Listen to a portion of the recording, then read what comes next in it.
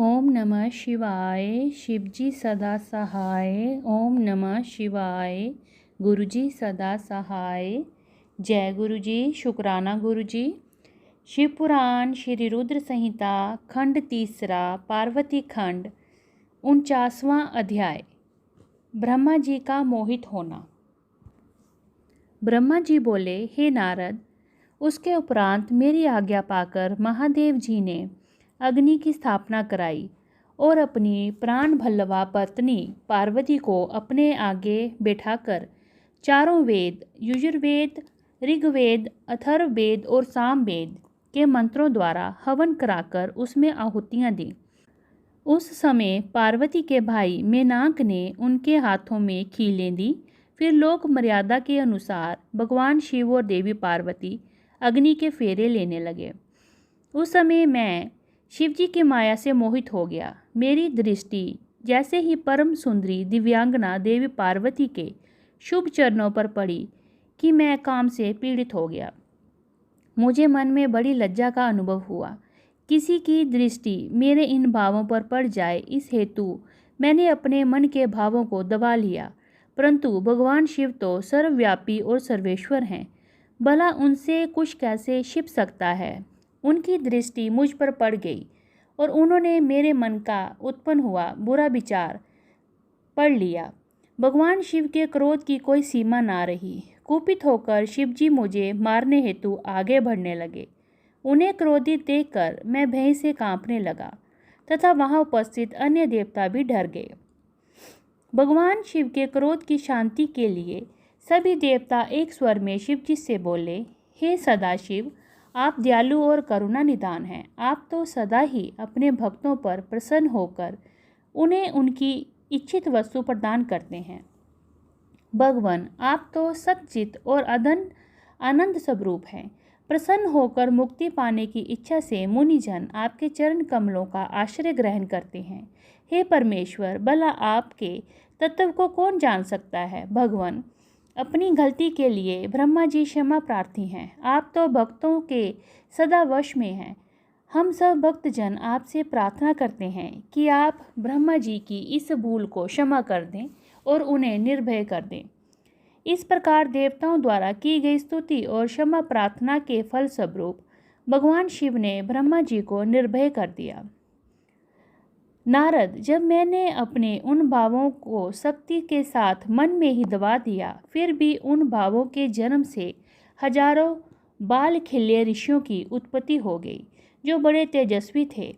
ये जानकर कि कहीं उन ऋषियों को देखकर शिवजी क्रोधित न हो जाएं, तुमने उन्हें गंधमादन पर्वत पर जाने का आदेश दे दिया।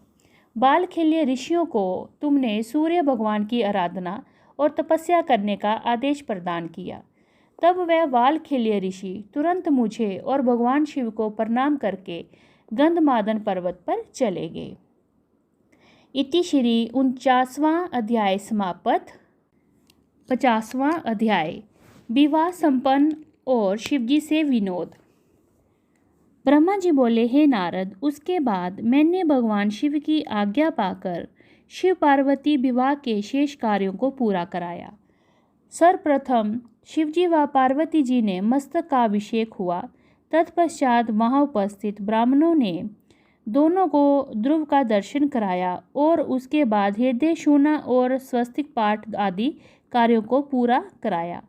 ये सब कार्य पूरे होने के बाद भगवान शिव ने देवी पार्वती की मांग में सौभाग्य और सुहाग की निशानी माने जाने वाला सिंदूर भरा। मांग में सिंदूर भरते ही देवी पार्वती का रूप लाखों कमल दलों के समान खिल उठा। उनकी शोभा देखते ही बनती थी। सिंदूर से उनके सौंदर्य में अभिवृद्धि हो गई थी। इसके पश्चात शिव पार्वती को एक साथ एक सुयोग्य आसन पर बिठाया गया और वहां उन्होंने अन्नप्राशन किया। इस प्रकार इस उत्तम विवाह के सभी कार्य विधि विधान से संपन्न हो गए। तब भगवान शिव ने प्रसन्न होकर इस विवाह को सानंद संपन्न कराने हेतु मुझ ब्रह्मा को आचार्य मानकर पूर्ण पात्र दान दिया। फिर गर्ग मुनि को गोदान किया तथा वैवाहिक कार्य पूरा करने में सहयोग करने वाले सब ऋषि मुनियों को 100 स्वर्ण मुद्राएं और अनेक बहुमूल्य रत्न दान में दिए। तब सब ओर से आनंद का वातावरण था। सभी बहुत प्रसन्न थे और शिव पार्वती की जय जयकार कर रहे थे। तब मैं, श्री हरि और अन्य ऋषि मुनि सभी देवताओं सहित शैलराज की आज्ञा लेकर जनवासे में वापिस आ गए। हिमालय नगर की स्त्रियों, पूर्ण नारियों और पार्वती की सखियां भगवान शिव और पार्वती को लेकर कोहबर में गईं और वहां उनसे लोकाचार रीतियां कराने के उपरांत उन्हें कौतुकागार में लेकर रीति रिवाजों और रस्मों का सानंद संपन्न कराया।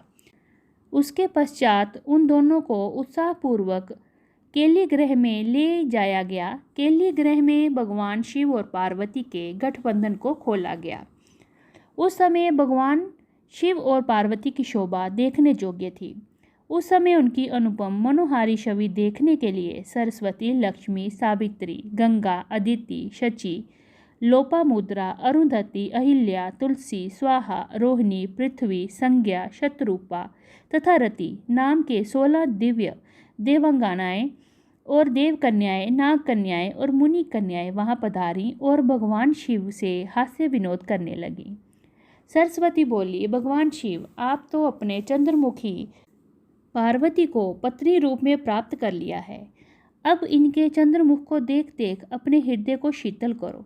लक्ष्मी जी बोली, हे देवों के देव, अब लज्जा कीजिए, अपनी प्राण भल्लवा पत्नी को अपने हृदय से लगाओ, जिससे विषुड़ने के कारण आप दुखी होकर इधर उधर भटकते रहे। उस प्राण प्रिया के मिल जाने पर कैसी लज्जा। तो उधर सावित्री बोली, अब तो पार्वती जी को भोजन कराकर ही भोजन होगा और पार्वती को कपूर सुगंध युक्त तांबूल भी अर्पित करना होगा। तब जाह्नवी बोली कि हे त्रिलोक के स्वामी, स्वर्ण के समान सुंदर पार्वती जी के केश धोना एवं श्रृंगार करना भी आपका कर्तव्य है। इस पर शची कहने लगी, हे सदाशिव, जिन पार्वती को पाने के लिए आप सदा आतुर थे तथा जिनके वियोग के दिन आपने विलाप कर करके बिताए हैं, आज वही पार्वती जब आपकी पत्नी बनकर आपके साथ विराजमान है, तो फिर काहे का संकोच? क्यों आप पार्वती को अपने हृदय से नहीं लगा रहे हैं?